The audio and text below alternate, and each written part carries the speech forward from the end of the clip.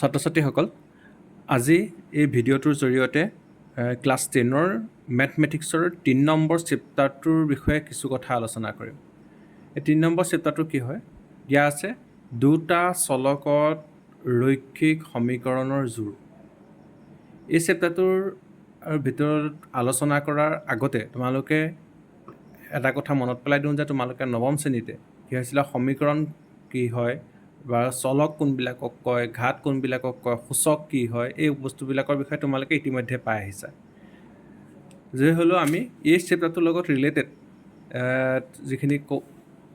যিখিনি আমাক বেছিক যিখিনি বস্তু লাগে সেই বিষয়ে কিছু কথা আমি ইয়াত আলোচনা কৰিম। এতিয়া কেইটামান সমীকৰণক তোমালোকক উদাহৰণ দিছোঁ। কেইটামান সমীকৰণ x প্লাছ y = 5, এইটো এটা সমীকৰণ। এই সমীকৰণটোত x আৰু y হৈছে চলক। ইয়াত কি হ'ল, চলক কেইটা আছে? দুটা আছে। এই দুটা হৈছে x আৰু y হৈছে এই সমীকৰণটোৰ দুটা অজ্ঞাত ৰাশি, যাৰ মান আমি গম নাপাওঁ, অৰ্থাৎ যাৰ মান আমি কি কৰিব লাগিব? উলিয়াব লাগিব। এই x আৰু y কোৱা হয় চলক। x প্লাছ y = 5 এইটো এটা সমীকৰণ। অৰ্থাৎ আমি ক'ব পাৰিম যে এইটো হৈ গ'ল দুটা চলকযুক্ত এটা সমীকৰণ। এই সমীকৰণটোক কোৱা হ'ব ৰৈখিক সমীকৰণ। এই সমীকৰণটোক কোৱা হ'ব কি সমীকৰণ? ৰৈখিক সমীকৰণ। সেইটো হৈ গ'ল এটা ৰৈখিক সমীকৰণ।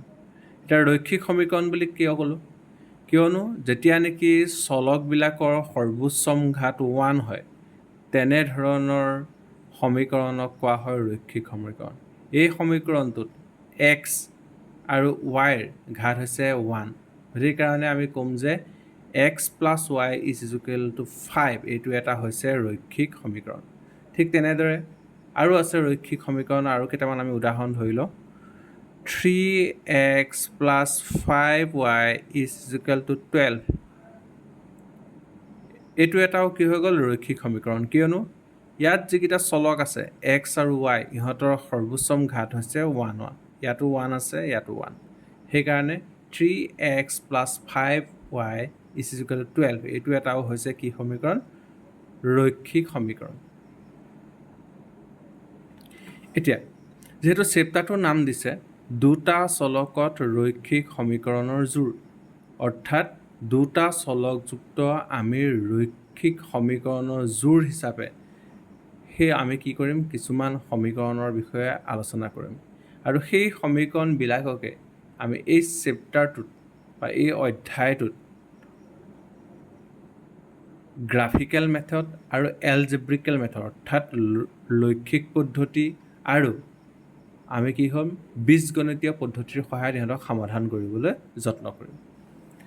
এতিয়া এই যিটো আমি ৰৈখিক সমীকৰণ পালোঁ, সেই ৰৈখিক সমীকৰণবিলাকৰ কি হৈ গ'ল? যিটো এটা সমীকৰণবিলাক লিখাৰ যিটো এটা সাধাৰণ আৰ্হি, সেই আৰ্হিটো আমি লিখিম ইয়াত। এই সমীকৰণটোকে মই এনেকৈও লিখিব পাৰোঁ, 3x প্লাছ 5y মাইনাছ 12 = 0, এনেকৈ লিখিব পাৰোঁ। এতিয়া এই সমীকৰণটোৰ যিটো বেছিক আৰ্হি বা সাধাৰণ আৰ্হি, সেইটো হৈ গ'ল ax plus by plus c = 0। এইটো হৈ গ'ল দুটা চলকযুক্ত ৰৈখিক সমীকৰণৰ সাধাৰণ আৰ্হিৰ সূত্ৰটো, এই সমীকৰণটোৰ লগত যদিহে মই সাধাৰণ আৰ্হিৰ সমীকৰণটো কম্পেয়াৰ কৰোঁ বা তুলনা কৰোঁ, তেতিয়াহ'লে ইয়াত aৰ মানটো হৈ গ'ল কিমান? 3, আৰু bৰ মানটো হৈ গ'ল 5, চিৰ মানটো হৈ গ'ল -12। ঠিক তেনেদৰে যেতিয়া মই কি কৰিম? দুটা সমীকৰণ ল'ম, যেতিয়া এযোৰ ৰৈখিক সমীকৰণ থাকিব, উদাহৰণ হিচাপে লৈ লওঁ। এতিয়া ইয়াৰ আগতে মই আৰু এটা কথা কৈ লওঁ যে তোমালোকে কি হ'ব, যেতিয়া নেকি আমি এযোৰ ৰৈখিক সমীকৰণ ল'ম, তেতিয়া সেই ৰৈখিক সমীকৰণযোৰৰ সাধাৰণ আৰ্হিটো আমি এনেদৰে লিখিম।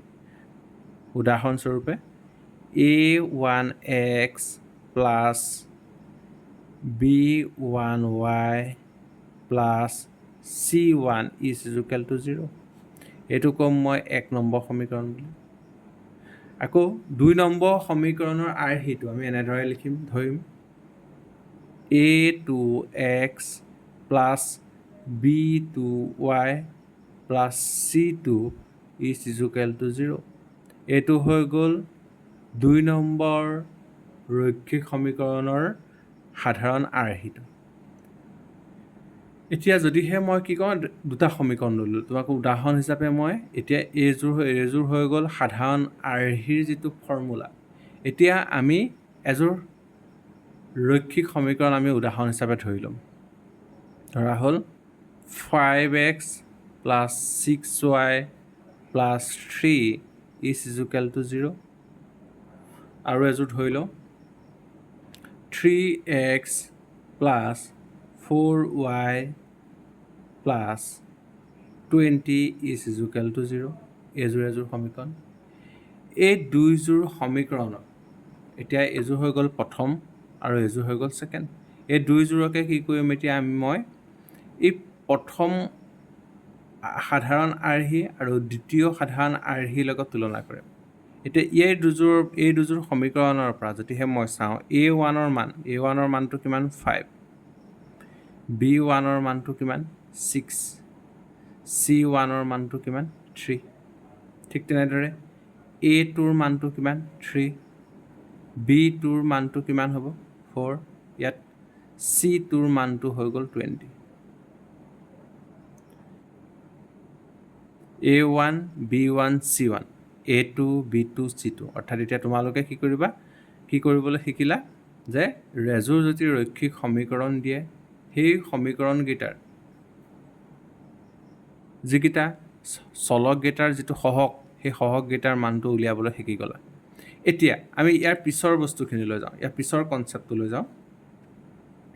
এতিয়া এই যিবিলাক ৰৈখিক সমীকৰণ পালোঁ, যেতিয়া আমি যিবিলাক ৰৈখিক সমীকৰণ পালোঁ, এই সমীকৰণবিলাকক যিহেতু আমি কি কৰিম, লৈখিক পদ্ধতিৰ সহায়ত প্ৰথমে আমি কি কৰি চাম, সমাধান কৰিবলৈ চাম।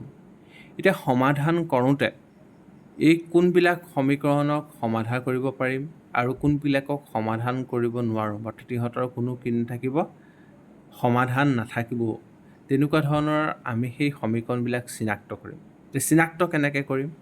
এতিয়া চিনাক্ত কৰাৰ আগতে আমি এটা কথা জানি লওঁ, যিবিলাক ৰৈখিক সমীকৰণক আৰু কি নাথাকিব, কোনো ধৰণৰ সমাধান নাথাকিব, সেই তেনেকুৱা ধৰণৰ যিবিলাক সমীকৰণ, সেই সমীকৰণবিলাকক কোৱা হয় অসংগত সমীকৰণ।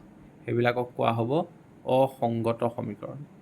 আৰু যিবোৰ দুটা চলকযুক্ত যিবিলাক ৰৈখিক সমীকৰণৰ এটা নিৰ্দিষ্ট সমাধান থাকিব, সেইবিলাকক কোৱা হ'ব সংগত সমীকৰণ। হ'ল, আমি এতিয়া সমীকৰণবিলাকক প্ৰধানকৈ দুটা ভাগত ভাগ কৰিম। এটা হৈছে অসংগত, যিবিলাক সমীকৰণৰ কোনো ধৰণৰ সমাধান নাথাকিব, আৰু এটা হৈ গ'ল সংগত সমীকৰণ, যিবিলাক সমীকৰণৰ এটা নিৰ্দিষ্ট কি থাকিব, সমাধান থাকিব। ইয়াৰ উপৰিও আৰু এনেকুৱা ধৰণৰ কিছুমান সংগত সমীকৰণ আছে, যিবিলাকত নেকি কি থাকে, অসীম সংখ্যক সমাধান থাকিব, সমাধানৰ পৰিমাণটো অসীম। সেই তেনেকুৱা ধৰণৰ যিবিলাক সমীকৰণ, সেইবিলাকক কোৱা হয় পৰতন্ত্ৰ সমীকৰণ। অৰ্থাৎ এতিয়া আমি কি প্ৰকাৰৰ পালোঁ, সংগত আৰু অসংগত সমীকৰণ পালোঁ। সংগত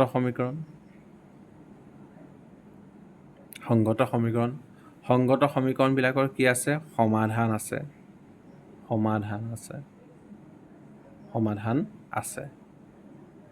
আৰু যেতিয়া নেকি অসীম, এই সংগত সমীকৰণবিলাকৰ ভিতৰত যিবিলাকৰ নেকি অসীম সংখ্যক সমাধান আছে বা থাকে, তেনেবিলাকক সমীকৰণক কোৱা হয় পৰতন্ত্ৰ সমীকৰণ। তেনেকুৱাবিলাকক কোৱা হয় পৰতন্ত্ৰ সমীকৰণ। আৰু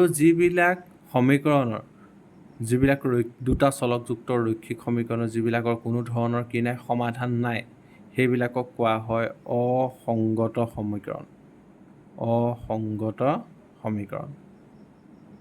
অৰ্থাৎ ইহঁতৰ কোনো সমাধান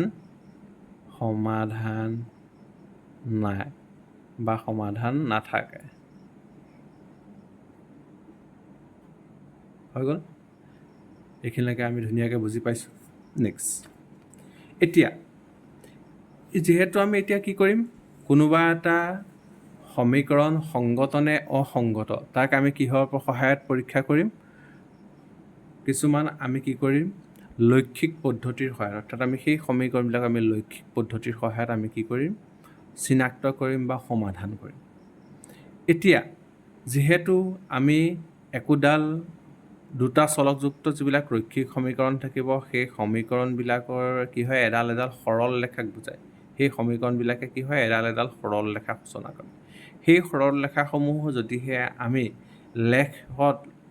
লেখ পেপাৰত আমি কি কৰোঁ, অৱস্থান কৰোঁ বা লেখ পেপাৰত অংকন কৰোঁ, তেতিয়া সেই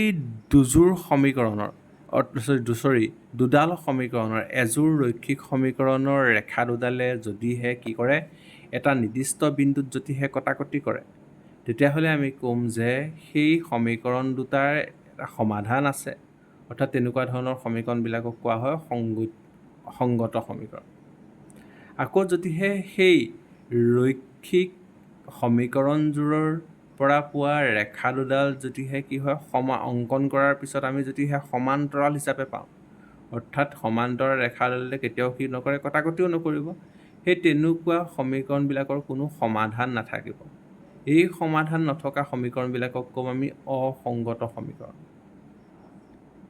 নেক্সট, 3 নম্বৰ চৰ্তটো, আমি ৰৈখিক যিযোৰ সমীকৰণ থাকিব, দুটা চলকযুক্ত যিটোৰ ৰৈখিক সমীকৰণ থাকিব, সেই সমীকৰণযোৰৰ পৰা পোৱা ৰেখা দুডাল লেখ কাগজত অংকন কৰাৰ পিছত ৰেখা দুডাল যদি এডালৰ ওপৰত আনডাল মিলি যায়, ৰেখা দুডাল কি হ'ব, এডালৰ ওপৰত আনডাল এনেকৈ মিলি যাব। এডালৰ যেতিয়া আমি অংকন কৰিম, এডাল ৰেখা, এইডালৰ ওপৰতে আনডালো ইয়াৰ ওপৰতে মিলি যাব। দুইডাল কি হ'ব, ইডালৰ সিডালৰ ওপৰত যেতিয়া মিলি যাব, তেনেকুৱা ধৰণৰ আমি ৰেখা যেতিয়া মিলি যাব, তেনেকুৱা ধৰণৰ সমীকৰণৰ পৰা আমি অসীম সংখ্যক আমি সমাধান পাম। আৰু তেনেকুৱা অসীম সংখ্যক সমাধান পোৱা যিবিলাক সমীকৰণ, সেই সমীকৰণবিলাকক কোৱা হয় পৰতন্ত্ৰ সমীকৰণ। তেনেকুৱাবিলাকক কোৱা হ'ব কি বুলি, পৰতন্ত্ৰ সমীকৰণ।